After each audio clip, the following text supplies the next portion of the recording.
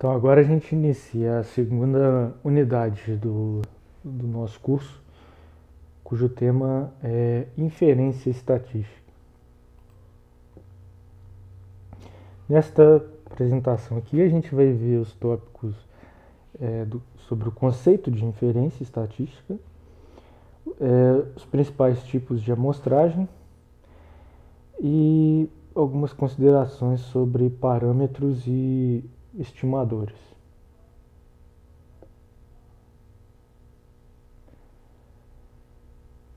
Então, lá no início do curso, a gente viu que os objetivos do método estatístico é a coleta, organização, descrição, análise e interpretação de dados para auxiliar a tomada de decisões. Então, uma das atividades mais importantes, portanto, é a coleta dos dados. Na realidade, a gente tem diferentes fontes e métodos para coleta de dados.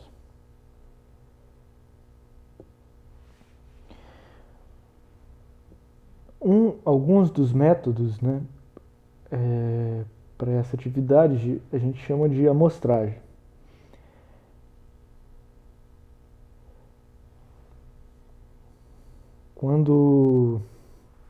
Em que situações específicas isso aparece?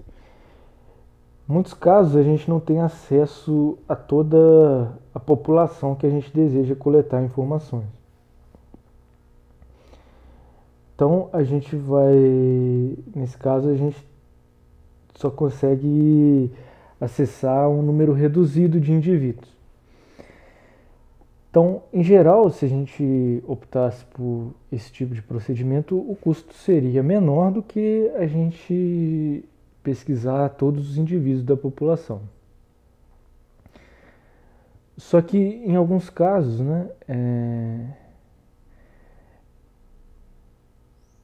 apesar de geralmente a gente pensar que seria melhor a gente realizar um censo e pesquisar cada indivíduo, em alguns casos a amostragem se mostra uma alternativa mais precisa do que o censo. Por quê? Porque a gente tem que levar em consideração os seguintes fatores. Quanto mais indivíduos eu pesquisar, mais a possibilidade de haver erros na coleta de informações. Então, tem muitos casos em que uma pesquisa em escala menor permite um melhor controle e treinamento das pessoas envolvidas.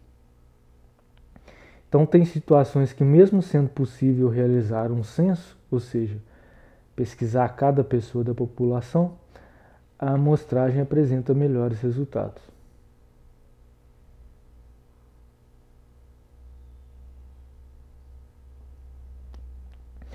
Então, em que vai consistir o conceito de inferência para a gente? Então, o verbo inferir quer dizer concluir ou deduzir. Aqui na inferência estatística, o que a gente deseja é deduzir informações da população a partir de uma amostra. Então, a gente vai ter uma população,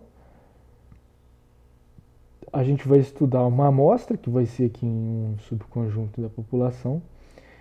A partir da amostra, a gente vai calcular estimadores, para a gente aqui os principais vão ser a média de alguma variável aqui na amostra, a proporção ou a variância de alguma variável aqui calculada dentro da amostra.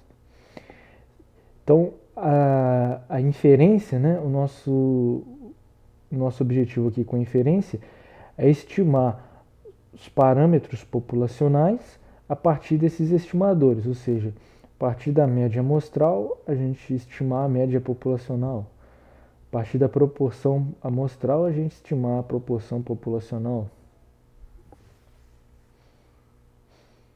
Então a gente vai ver uma teoria para embasar esse passo que a gente quer realizar de estimar esses valores. Então, na amostra a gente tem os estimadores e na população a gente tem os parâmetros. São conceitos análogos. Mas quando é na população a gente vai chamar parâmetro e quando é na amostra a gente vai chamar estimador. Então, a etapa de coleta de dados é uma etapa crítica. Se ela for mal realizada, não vai ter nenhum método capaz de corrigir esse defeito. Então, o tipo e o método de amostragem, eles devem ser definidos pelo pesquisador na fase de planejamento da pesquisa. Então, a gente tem vários métodos de amostragem, né? Mas a gente vai ter aqui só 2 tipos. Então, os tipos que a gente vai ter é de amostragem probabilística ou aleatória, que é quando a gente vai sortear elementos da população para entrar na amostra e cada indivíduo da população vai ter a mesma probabilidade de ser selecionado. E a gente tem também a amostragem não probabilística, quando a seleção vai depender de um julgamento do pesquisador. Ou seja, ele vai escolher arbitrariamente quais elementos entram e quais não entram na amostra. Aí para cada tipo a gente vai ter aqui vários métodos. Então, para amostragem probabilística ou aleatória, a gente tem a amostragem simples, a amostragem sistemática, a amostragem estratificada, a amostragem por conglomerados, a amostragem multietapas, a amostragem multifásica e a amostragem de probabilidade proporcional ao tamanho. Para o tipo não probabilístico, a gente tem a amostragem acidental, a amostragem por julgamento, a amostragem bola de neve e a amostragem por cotas.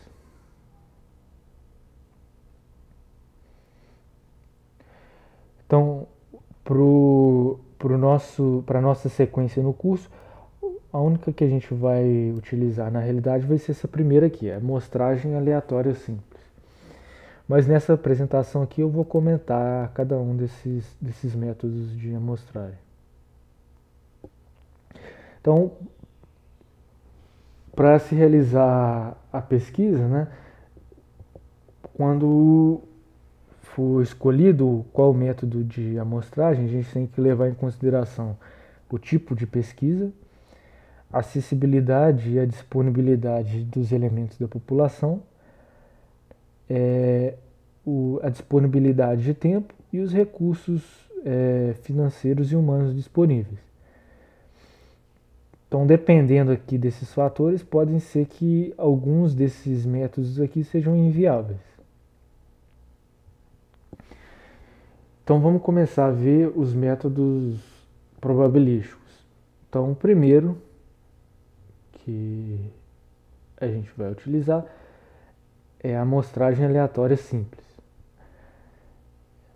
Como a gente vai proceder aqui? A gente vai listar todos os elementos da população. E em seguida a gente vai realizar um sorteio aqui provável.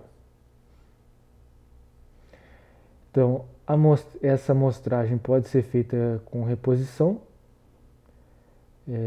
ou sem reposição. Ou seja, eu posso, no caso com reposição, eu sorteio o primeiro, mas eu não excluo ele da população. Então eu poderia sortear 2 vezes o mesmo indivíduo. E no caso sem reposição, uma vez que eu sorteio o indivíduo, eu excluo ele e ele não pode mais ser sorteado. Então esse tipo de amostragem, em muitos casos, ele é dispendioso, porque eu teria que listar e enumerar toda a população para fazer o sorteio. Então, por exemplo, se eu quisesse fazer uma amostragem aleatória simples com todos os eleitores do país. Eu teria que ter uma lista com o nome de cada eleitor. Então, mas se a população for pequena, né, ou se existe um cadastro, né, esse método, na realidade, ele se torna bastante útil e facilitado.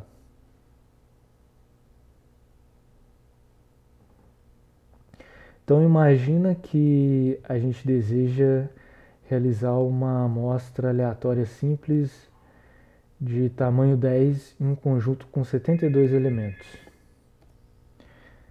Então eu tenho uma população com 72 elementos e quero selecionar uma amostra de 10 elementos pela amostragem aleatória simples.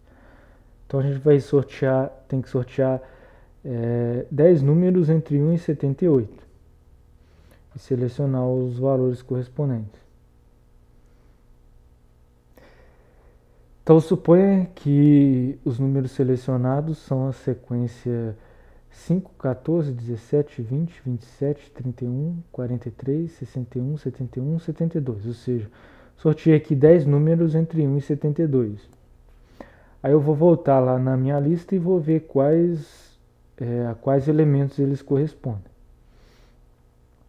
Então imagina aqui que essas figuras aqui representem a população com 72 elementos.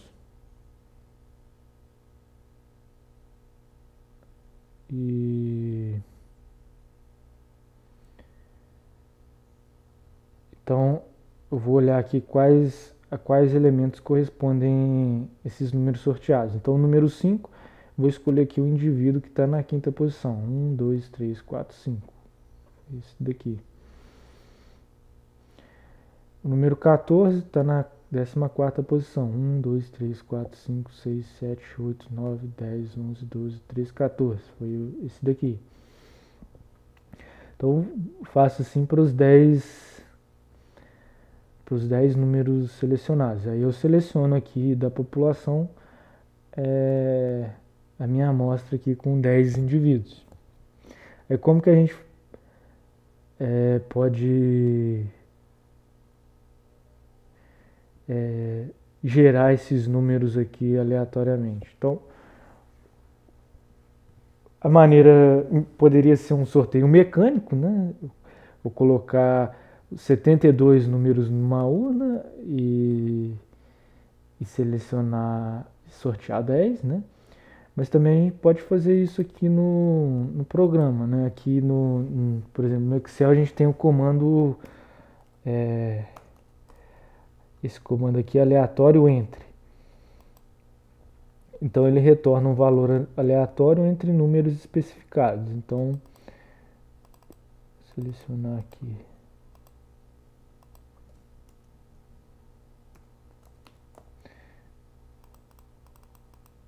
Aleatório entre. Então, ele pede aqui para eu informar o limite inferior e limite superior.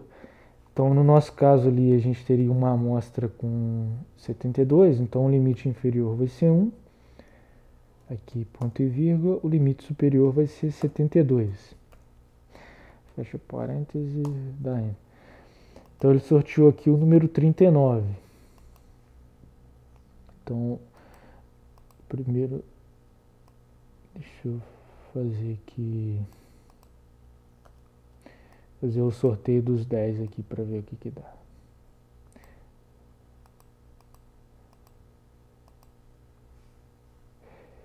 Então aqui ele sorteou, então eu vou sortear aqui 10 números entre 1 e 72. Então aqui ele sorteou o número 66. Então, só que cada vez que eu dou um comando aqui, ele sorteia de novo. Ó. Aí, por exemplo, eu copiei aqui para sortear 2, aí ele modificou o valor do primeiro, ele sorteou de novo o primeiro. Então eu vou sortear aqui os 10 de uma vez. Então ele sorteou aqui 10 números entre 1 e 72. Nesse caso aqui, ele poderia sortear 2 vezes o mesmo número, né? Seria o caso com reposição. Para evitar dele ficar toda hora atualizando o sorteio, a gente pode fazer o seguinte aqui, copiar e colar no mesmo lugar, só que só os valores. Agora ele não vai ficar mais mudando. Então fiz aqui um sorteio aleatório simples para 10 valores entre 1 e 72.